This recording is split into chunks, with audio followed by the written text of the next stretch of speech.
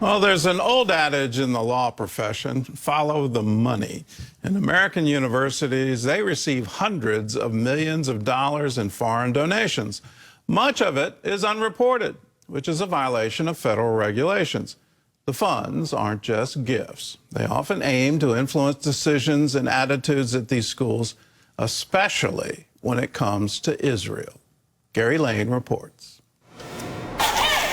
For more than a century, the American Association of College Professors stood out as a defender of academic freedom by resisting boycotts. Last summer, however, the group shifted that approach, stating the association would support academic boycotts. Campus Reform's Ken Tashi believes this move is connected to anti-Semitism. It's no coincidence that they changed their view and perspective on this issue soon after the terrorist attacks on Israel by Hamas terrorists. It's also no coincidence that their new position now aligns themselves with the campus protesters and the protests that we saw rage across campuses last spring. An academic boycott occurs when an educational institution or organization refuses to engage with other colleges and universities because of institutional or governmental policies they find disagreeable. The AACP defended its policy shifts, stating, quote, "Academic boycotts are not in themselves violations of academic freedom and can instead be legitimate tactical responses to conditions that are fundamentally incompatible with the mission of higher education." Well, frankly, in any other country. So the question becomes, why now? And I think the answer is because it is an effort to further that anti-Israel sentiment. It also aligns them now with the views of the BDS movement, the boycott, sanction, and divestment movement that has been called for across the country by a variety of organizations, including Students for the Justice in Palestine. The BDS movement promotes academic boycotts of Israeli universities, accusing them of being, quote, "major, willing, and persistent accomplices in Israel's regime of occupation, settler colonialism, and apartheid." Last spring, a college professor in Pennsylvania was fired, while other universities investigated and suspended professors for pro-Hamas and anti-Israel activism. Their advocacy in and out of the classroom raised new concerns about foreign funding of universities and overseas influence on American academia. Neetu Arnold is a Paulson policy analyst and researcher at the Manhattan Institute. I found that universities had failed to report $1 billion in foreign money, and much of the misreporting was from countries like Saudi Arabia, Qatar, and Turkey, primarily countries that are authoritarian and that are traditionally anti-Israel.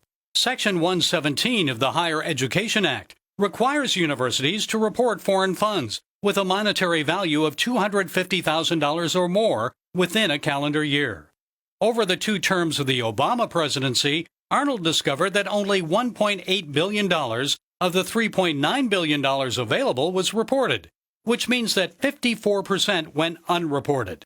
During the Biden administration, 39% of $3 billion in reportable donations went unreported. Texas A&M is currently among the universities that Arnold claims have violated the law by underreporting foreign donations that exceed $250,000. During the Trump administration, the university was in compliance. They were reporting their foreign funds. And then after the Trump administration left, I looked at their reporting for Chinese contracts, and it turned out that they just weren't reporting any of them. Last January, Texas A&M President Mark A. Walsh III released a statement saying, quote, "Texas A&M complies with all U.S. laws and agency regulations that govern how we manage and report international engagements."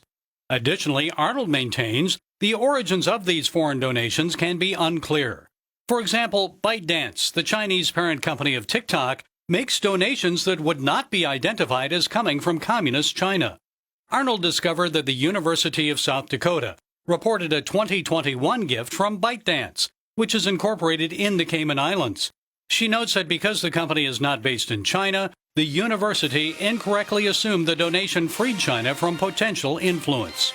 I think it's so important to know who is donating to our universities and the purpose, whether it's going for cancer research or is it going to influence our curriculum. Or seeking to buy influence through support of Chinese Confucius centers or Middle East studies departments. In terms of a potential solution, Arnold believes the incoming Trump administration must prioritize the investigation and enforcement of universities that violate the law.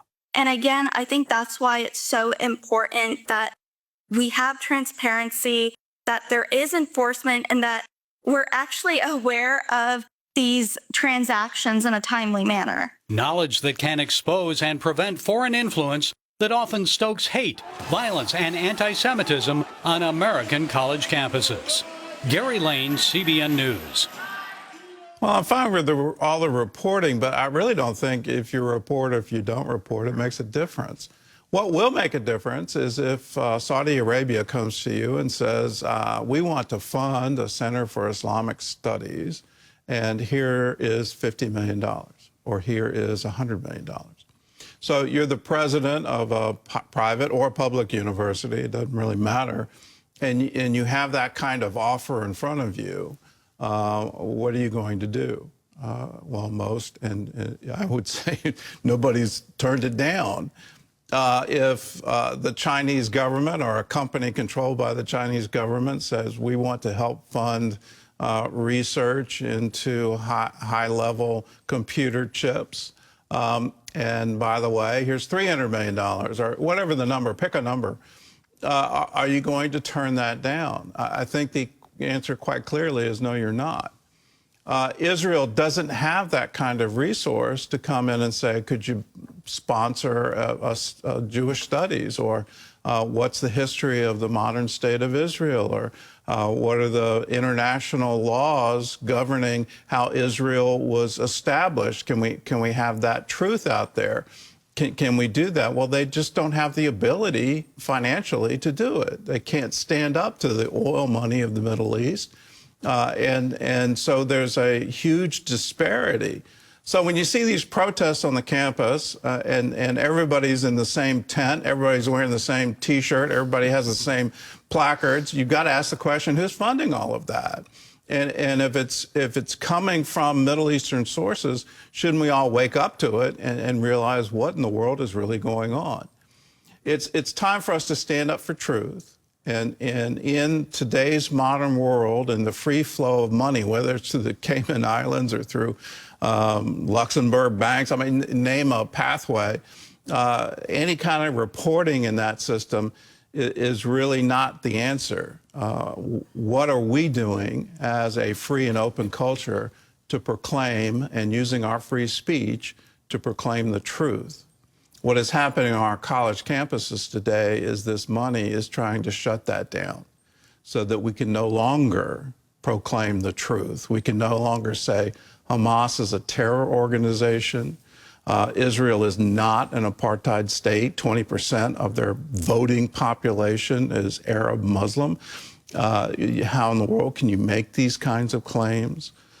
We need to stand for the truth, and it's up to you and I to say, no, we're going to continue to proclaim the truth. You can't just shout your lies and shout down anybody else. Our campuses need to be dedicated to free speech and a free exchange of ideas. Regardless of who comes in and funds, we all need to say, no, that's not true. That's not the real history. That's not really what's going on the ground.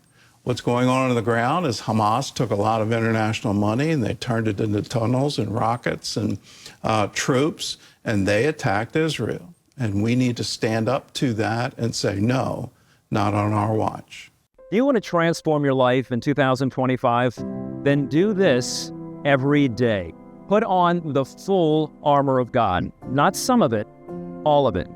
The belt of truth, the helmet of salvation, breastplate of righteousness, shoes fitted with the gospel of peace, the shield of faith, and your offensive and defensive weapon, the sword of the Spirit, which is the word of God.